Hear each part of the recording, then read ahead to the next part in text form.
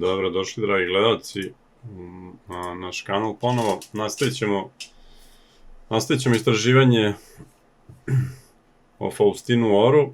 Za danas sam spremio jednu od prvih partija koju je igrao turnirsku partiju u bazi. Ne baš prva, ali jedna od prvih. Igrana je 7. februara 2022. Znači znamo da je prve partije koje je krenuo da igra na Chess.com su bile 31.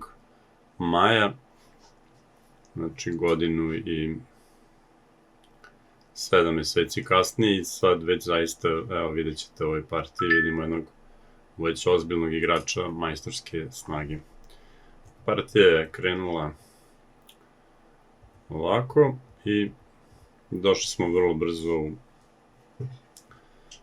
klasičnu poziciju kraljev indijske odbrane, fianketne varijante i Faustino igra skakač BD7. Sad ako proverite ove poteze u bazi, vidjet ćete da on sad već igra najbolje poteze, osim što je izabrao kraljevu indijsku odbranu, ali to je već stvar izbora, ali posle toga igra najbolje poteze koji imaju najbolje ocene, najkvalitetniji. Znači igra potez skakač BD7 pripremajući E5 i posle par poteza dolazimo do klasične pozicije. Ovde je, Faustino izabrao da igra ED4 odmah, otvarajući E liniju, otvarajući ovu dijagonalu za lovca i dobija neka polja E5 i C5 za ovog skakača, mada s druge strane beli je dobio polje D4 za svoje figure i on naravno vlada pre svega centrom, a posle toga kako već sledi ako ima centar, on obično ima i prostor.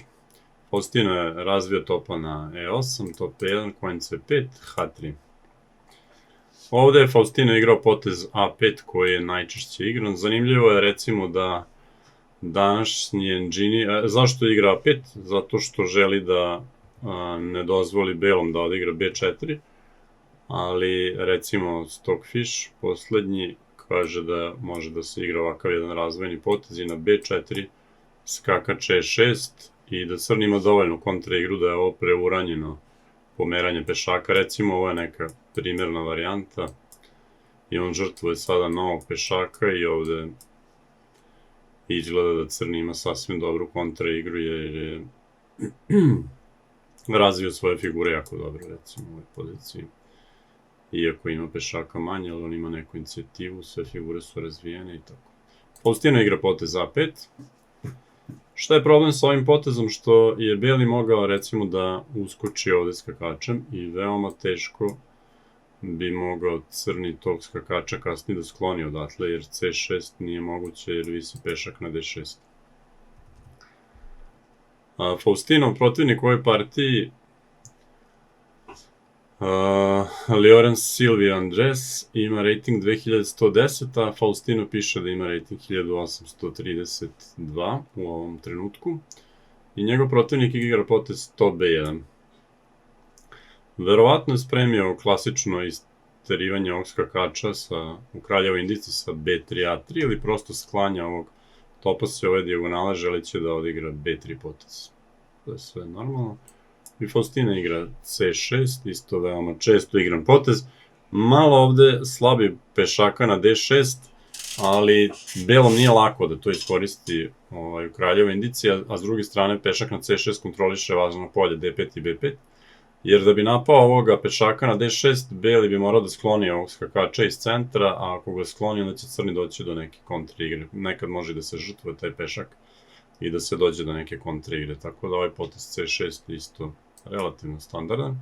I Faustino igra potez skakač D7. Njegova ideja je verovatno da stavi skakača na E5 i da zapreti da dođe do D3.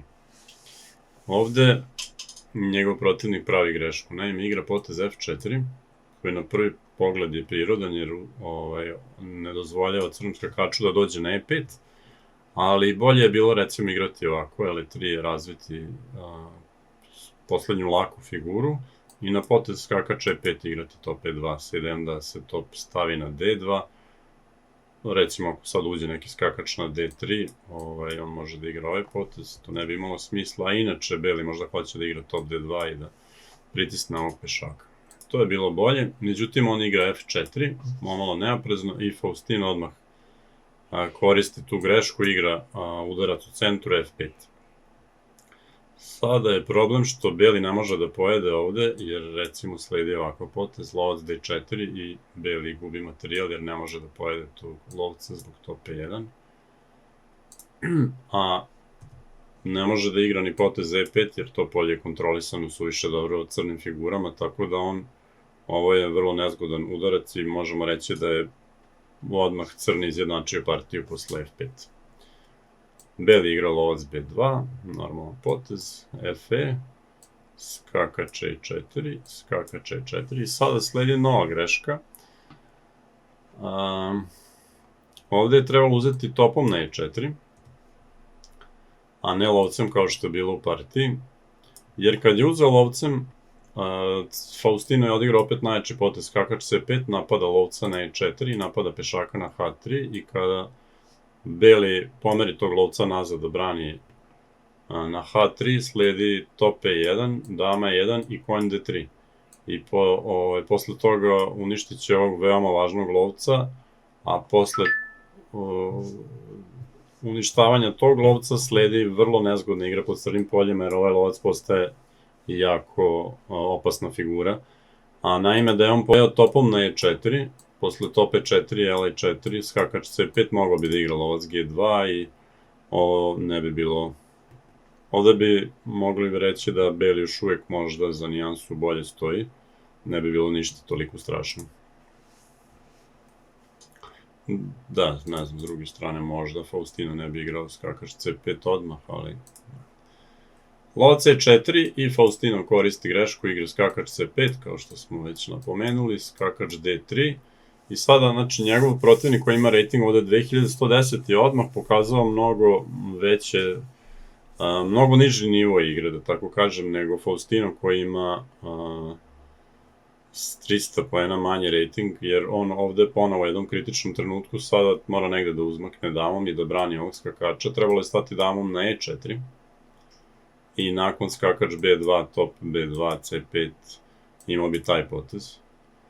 I c5 bi bio udar u prazno u ovom slučaju, jer posle skakača e6 crni ne osvaja nikakav materijal, a beli je... Oslabljeno je polje d5, oslabljena ova dijagonala, tako da potez c5 bi ovde bio greška, verovatno bi moglo bi da se igra recimo ovakav potez s tempom, jer ako uzme na f5, onda bi mu uzeo kvalitet i naterati tu damu nazad na ovo polje, recimo dama d7, napadajući ovde sa inicijativom crnog svakako, ali partija ne bi bila izgubljena, kao što se desilo u partiji posle dama e3, Faustino je ponovo igrao najjače poteze, iskoristio to, igrao c5.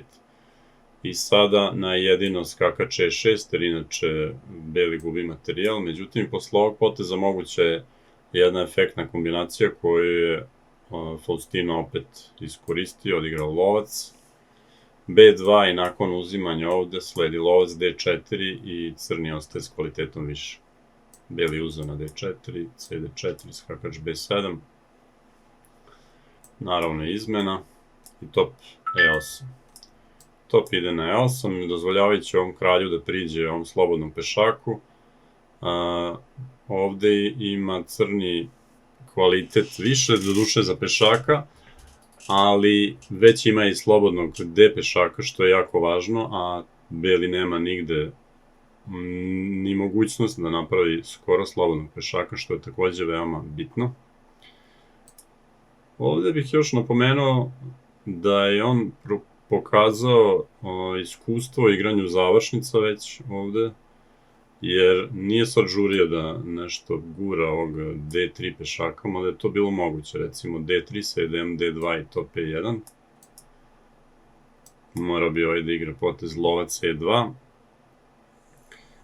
I verovatno je on to i računao, video da ne može odmah da dobije na taj način i sad igra polako, popravlja prvo kralja, ne žuri da odmah realizuje i izgura ovog pešaka jer je nemoguće, popravlja prvo poziciju kralja, ovde igra potez top e3, isto dosta dobar potez sa idejom da prebaci topa na c3 pa da onda ili dalje gura pešaka ili odigra potez top c2, recimo top c3, Sada pozicija je izgubljena već za belog, jer preti top c2 ne može da se igra ovakav jedan potez, jer onda će pokupiti i ovog pešaka, da lovac odbrani tačku c2 i sada posle poteza kralj e2. On opet ne žuri da igra top c2, jer nakon top c2 kralj d3 isto je dobijena pozicija, ali ne želi da da